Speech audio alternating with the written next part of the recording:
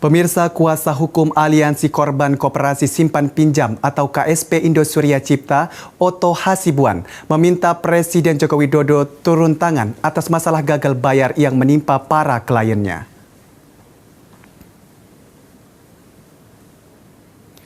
Permintaan Otto Hasibuan ini disampaikan karena ia menilai kepolisian lamban dalam menangani kasus tersebut. Hal itu tercermin dari langkah penahanan terhadap 2 orang tersangka kasus gagal bayar dengan dalih menunggu proses penundaan kewajiban pembayaran utang atau PKPU yang masih berjalan.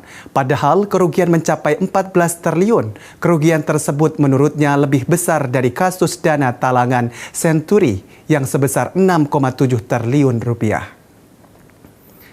Menurut Otto Hasibuan, polisi bergerak lambat termasuk dalam menelusuri aset-aset tersangka. Otto Hasibuan menekankan agar KSP Indosuria Cipta harus dipilotkan meskipun pahit.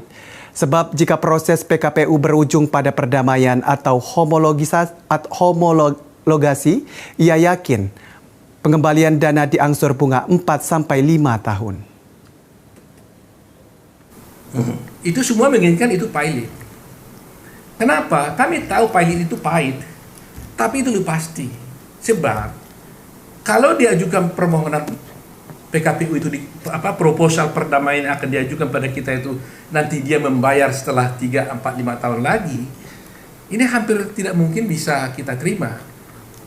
Perkiraan kita begini, dari mana dan bagaimana caranya koperasi ini membayar?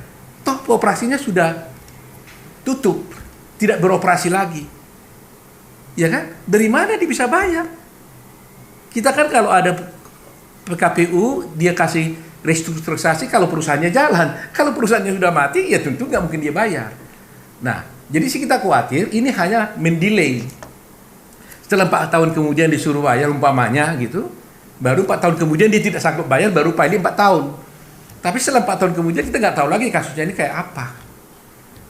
Ya kan? Tapi kalau pilot memang pahit, tapi debitur itu bisa melakukan tugas kurator nanti kalau pilot bisa melakukan aksi yang lebih cepat. Katakanlah umpamanya ada harta-harta koperasi ini yang ditransfer ke luar negeri umpamanya.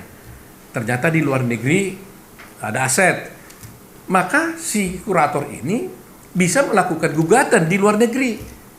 Sedangkan kalau itu dilakukan polisi kan panjang urusannya gitu loh, harus melalui diplomatik, ya, kerjasama antar negara itu sulit. Sehingga kita berpendirian bahwa walaupun pahit, lebih bagus pilot sehingga lebih pasti. Kalau memang itu uangnya hanya segitu, ya segitulah dia. Daripada kita diombang-ambing terus berlama-lama gitu. Ya.